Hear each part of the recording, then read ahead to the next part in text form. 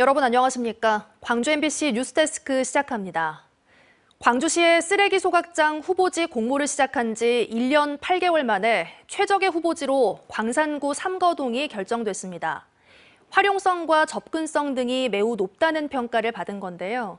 하지만 주민들이 행정소송을 예고하는 등 반발이 거세게 일면서 광주시가 이를 어떻게 극복할지가 최대 과제로 떠올랐습니다. 보도에 김영찬 기자입니다. 지난 8월 광주시 쓰레기 소각장 시설 후보지 3차 재공모에 신청한 곳은 광산구 삼거동과 동산동, 서구 서창동 등 모두 4곳. 이 중 광산구 삼거동이 최적의 후보지로 결정됐습니다. 광주시 자원회수시설 입지선정위원회는 삼거동이 나머지 3곳에 비해 소각열을 활용할 수 있는 산업단지가 인근에 위치해 있고 왕복 4차로에 있어 접근성과 진입 여건 등이 가장 높다고 평가했습니다. 소각장 건립까지 남은 시간이 촉박한 만큼 인허가 등 행정 절차 기간이 최대 2년이 단축된다는 점도 들었습니다. 광주 삼거동 후보지는 환경부의 전략 환경영향평가 협의가 완료된 이후 입지 결정 고지를 통해 자원회수시설 최종 입지로 확정될 예정입니다. 삼거동 주민들은 즉각 반발했습니다. 일부 주민이 위장 전입해 소각장 선정에 주민 동의율을 높이는 등 입지 선정 절차 과정에 문제가 있다는 겁니다. 주민들은 안전성 문제와 위장 전입과 관련해 행정소송을 예고하는 등 본격적인 반대 행동에 나섰습니다. 소각장 소위 응모 목적으로 이렇게 전입된 이런 사람들은 절차상 문제가 있다. 그래서 그것에 대한 그것이 취소 소송을 할 겁니다.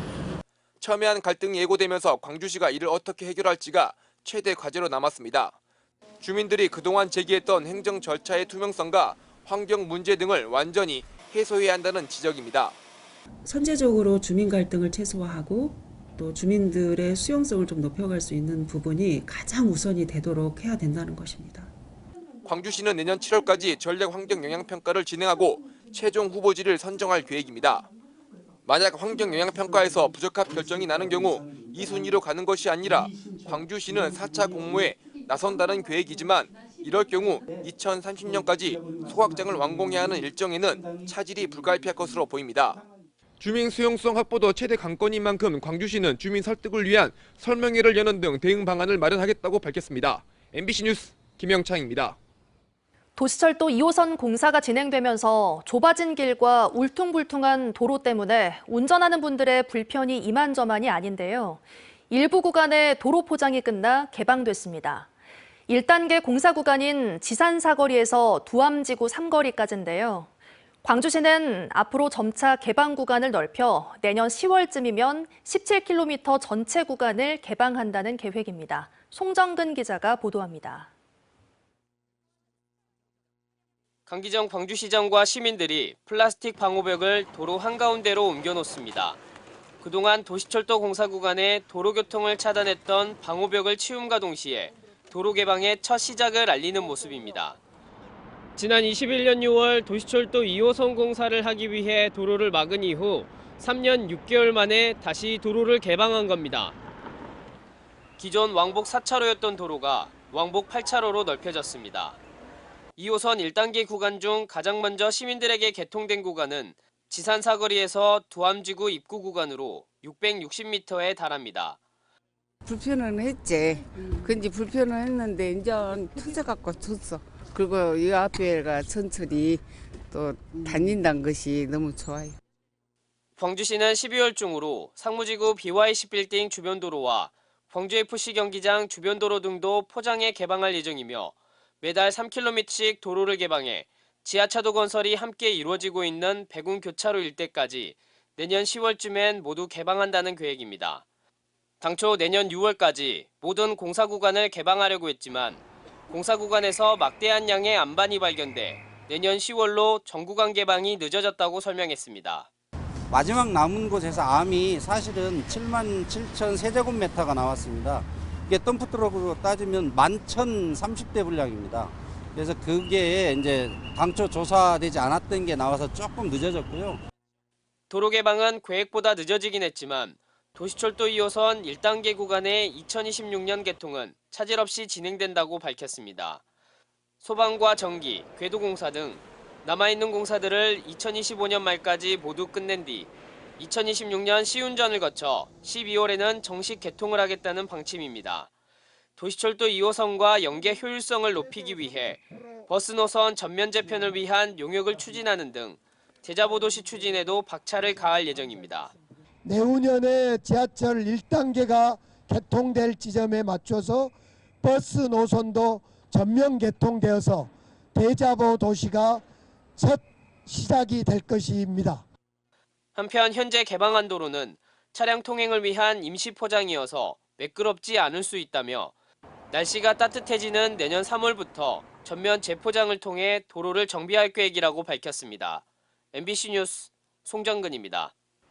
12.3 내란 사태 이후 정치권에서 대한민국 민주주의는 광주에 큰 빚을 졌다는 말이 나올 정도로 광주가 큰 주목을 받고 있는데요. 하지만 정작 모범이 돼야 할 민주당 광주 지역 지방의원들의 최근 행동에 시민들이 분노하고 있습니다. 유흥업소에 출입하거나 막말을 하는 등 무리를 일으키고 있기 때문입니다. 보도에 천홍희 기자입니다. 윤석열 대통령 탄핵 촉구 시위가 한창이던 지난 16일, 심철희 광주시 의원이 광주의 한 유흥주점에서 파티를 벌인 사실이 드러났습니다. 시민들이 응원봉을 들고 광장으로 나설 때 시 의원은 유흥주점으로 향했던 겁니다. 심 의원은 민주당 권리당원의 생일을 축하하기 위해 모인 자리였다며 부적절한 자리는 아니었다고 주장했습니다. 적대부를 고용하거나 그런 술집은 아니고 일반적으로 이렇게 홀처럼 열려있는 7080 술집이었습니다. 광주 서구의회 민주당 의원들은 최근 막말을 쏟아냈습니다. 고경의 서구의원은 내년도 서구예산 심사 과정에서 욕설을 내뱉었습니다. 논란이 되자 고 의원은 공무원에게 욕한 것이 아니라 기획총무위원장이 자꾸 말을 끊어 욕설을 했다고 해명한 것으로 알려졌습니다. 하지만 위원장인 김균호 의원은 자신이 공무원에게 욕한 것을 감추려고 동료 의원에게 잘못을 뒤집어 씌우고 있다며 고 의원을 모욕죄로 경찰에 고소했습니다. 오광록 서구 의원은 지난달 동천동 지역 행사에서 한 공무원에게 승진하는 데 외모가 중요하니 성형을 하라는 취지로 말한 것으로 알려졌습니다. 오 의원은 친근한 사이에서 한 말이라면서도 잘못을 인정한다고 밝혔습니다. 국장이나 과장들은 솔직히 커지면 한 집안의 엄마나 아빠입니다. 그런 사람들이 거의 반말하면서 무시를 하는 거거든요. 즉각 사퇴라는 게 기본 입장이고요. 의원들의 해명에도 지역민의 분노는 사그라들지 않았습니다. 광주 지역 시민사회단체는 민주당 광주시당 앞에서 기자회견을 열고 광주를 부끄럽게 하지 말라고 외쳤습니다.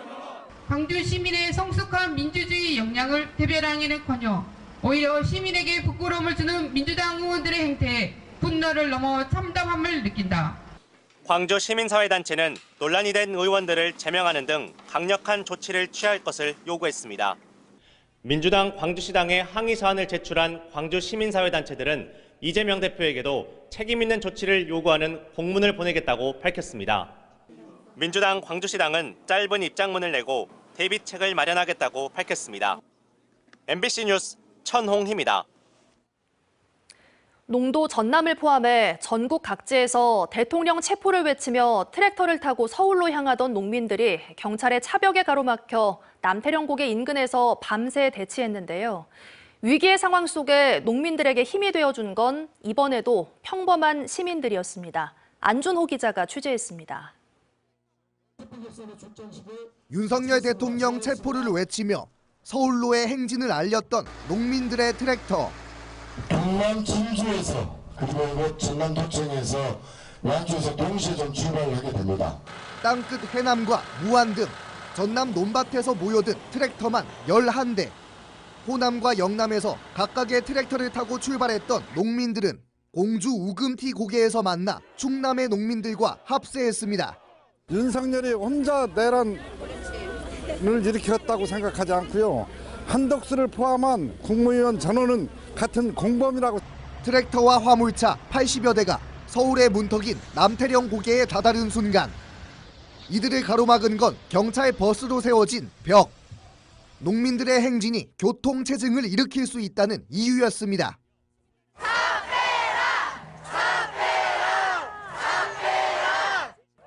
밤까지 이어진 대치 소식에 시민들은 농민들을 돕기 위해 하나둘 몰려들었습니다. 젊은 친구들도 이렇게 농민분들을 연대하고 있다 보여주고 싶어서요. 왜 시민을 연행합니까? 왜 잡아가냐고 얘기를 하고. 영하 7도까지 떨어진 한파 속에도 시민들은 보온용품은 물론 따뜻한 먹거리를 나눴습니다. 밤에는 컵라면도 드리고 이렇게 뜨거운 차 드려서 너무 춥잖아요. 그래서 저희들이 그런 도움을 드리고 있어요. 28시간의 대치, 10,000명 이상의 시민들이 운집하면서 결국 경찰은 철수했고 농민들의 트랙터 10대는 마침내 용산에 진입했습니다. 대통령 관저 앞에 나타난 트랙터를 향해 시민들은 응원과 함성을 보냈습니다.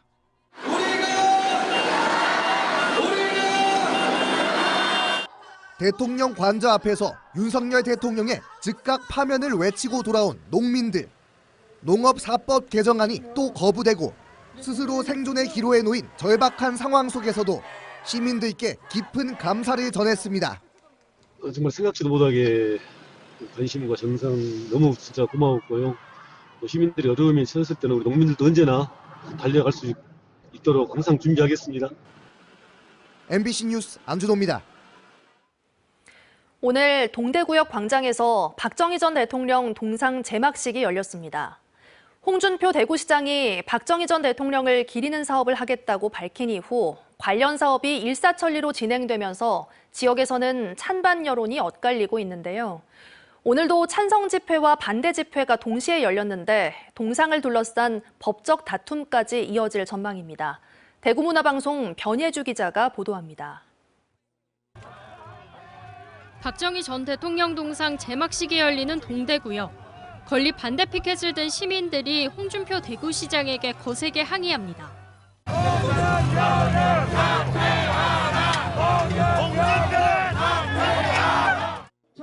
박정희 우상화 사업에 대구 시민의 세금을 낭비하지 말란 겁니다. 박정희 동상을 통해서 보수 세력들의 결집과 그 대선 후보로 이렇게 나서기 위한 자기 힘을 모으려는 그런 획책이 아닌가 싶습니다. 박정희 동상 건립에 사용된 예산은 4억 8천만 원.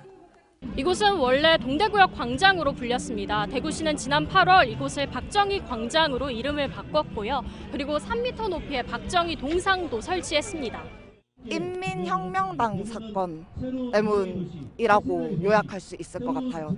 그때 희생됐던, 특히 하루도 채 지나지 않고 죽어야 했던, 희생당해야 했던 그 8명이 버젓이 있는데, 이날 제막식에는 박 전 대통령의 공을 잊어서는 안 된다며 건립에 찬성하는 집회도 동시에 열렸습니다. 역사를 보더라도 우리가 박정희 대통령 위대하지 않습니까? 만약에 박정희 대통령이 없었으면 이 나라가 어떻게 되었는지. 문제는 이번 동상 건립이 적법한 절차로 진행된 건지 아직 결론이 나지 않았다는 겁니다. 지난 13일 국가철도공단은 대구지법에 대구시를 상대로 공사중지 가처분 신청을 냈습니다. 정부 소유인 동대구역 광장에 제대로 된 협의 없이 동상을 세우는 건 안 된다는 겁니다. 다만 대구시는 문제가 없다고 맞서고 있습니다. 불법이니 하는데 천만에 우리는 적법한 시의 조례도 만들었고 이 관리권이 있기 때문에 아무런 문제가 없습니다. 12.3 내란 사태의 혼란이 이어지는 가운데 계엄을 4번이나 선포했던 박 전 대통령의 동상 건립을 두고 대구에선 논란이 이어지고 있습니다. MBC 뉴스 변예주입니다. 밤사이 장흥의 폐비닐 재생 공장과 한평의 수산물 냉동 창고에서 잇따라 큰 불이 났습니다. 재산 피해만 수억 원 상당인데 겨울철 전기 사용이 증가하면서 화재도 급증해 각별한 주의가 필요해 보입니다. 보도에 김규희 기자입니다. 장흥의 한 폐비닐 재생 공장에서 불기둥이 솟아오릅니다. 소방당국은 담당 소방서 전 직원을 동원하는 대응 1단계를 발령하고 진압에 나섰습니다. 휴무일이라 인명피해는 없었지만 공장 5개 동 중 1개 동과 안에 있던 폐비닐 재생기계, 비닐 등이 불에 탔습니다. 공장 안에 불에 잘 타는 비닐이 100여 톤 쌓여 있고 화재로 철골 구조까지 무너져 진화에 어려움을 겪었습니다. 진입할 수가 없었습니다. 왜냐하면 철골 구조가 무너져 있는 상태이기 때문에 외부에서 방수를 했는데 내부로 물이 침투되지 못해서 불은 3시간 40여 분 만에 꺼졌지만 현재까지 확인된 피해 금액은 최소 3억 원 이상. 경찰과 소방당국은 배전함에서 전기 합선으로 불이 시작된 것으로 보고 있습니다. 폐 비닐을 녹이는 그 설비가 있거든요. 그 밑에 쪽으로 전기 단자함이 있더라고요. 그래서 이제 단자 부분에서 그 전기적 단락흔이 나온 거 보라서 아마 그쪽에 바라보일까 아닐까. 몇 시간 뒤 한평의 한 수산물 냉동 창고에서도 불이 나 공장 1개동을 모두 태우고 1억 8천여만 원 상당의 재산 피해를 냈습니다. 역시 전기 합선이 원인으로 추정됩니다. 실제 지난해 전남에서 전기적 요인으로 발생한 화재 건수는 전기 사용량이 느는 7, 8월 그리고 12월에 집중됐습니다. 전문가들은 겨울철에는 주변 온도가 낮아 열이 발생하는 기계를 사용할 경우 평소보다 더 많은 전기를 사용하게 되고 합선이 될 가능성이 높다고 설명합니다. 전류가 많이 흐르면 전선이 이 과전류에 의해서 녹을 우려가 높아요. 그러면 두 선이 붙게 되는 거죠. 그게 합선이 되는 겁니다. 전남에서는 올해 전기적 요인으로 화재 500여 건이 발생해 7명이 숨지고 11명이 다쳤습니다. MBC 뉴스 김규희입니다. 제7회 서재필 언론인상 수상자로 성한용 한겨레신문 선임기자가 선정됐습니다. 서재필 언론인상 선정위원회는 신뢰받는 보도와 균형 잡힌 논설을 통해 일관된 저널리즘 정신을 실천해온 점을 높이 평가해 성한용 선임기자를 수상자로 선정했다고 밝혔습니다. 시상식은 서재필 선생 탄생일에 맞춰 내년 1월 7일에 열릴 예정입니다. 호남권의 4분기 경제 상황이 3분기보다 나빠진 것으로 나타났습니다. 한국은행이 발표한 호남권 경제 동향에 따르면 4분기 들어 제조업 생산이 감소하고 수출과 건설 투자가 줄면서 호남권 경기가 3분기보다 소폭 악화한 것으로 조사됐습니다. 또 취업자 수 감소폭이 3분기 12,000명에서 4분기에는 2만 1,000명으로 확대되고 주택 매매 가격은 4분기 들어 하락세로 전환한 것으로 나타났습니다. 오늘 아침 6시 반쯤 광주 북구 본촌동 일대에서 지름 300mm 크기의 상수도관이 부서져 물이 흘러넘치는 사고가 발생했습니다.